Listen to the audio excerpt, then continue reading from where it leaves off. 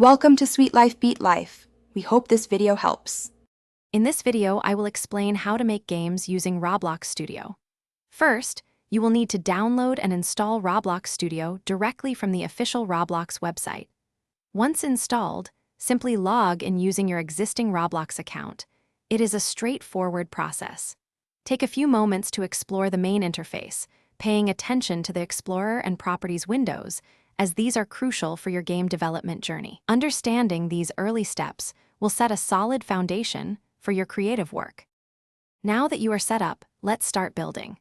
You can use the Part tool, located in the Home tab, to add fundamental shapes such as blocks, spheres, and wedges to your game.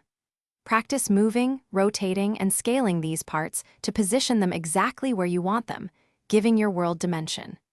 Grouping multiple parts together will help keep your creations organized, ensuring a tidy and manageable build process as your game grows. To make your game dynamic, you will want to add interactivity using code.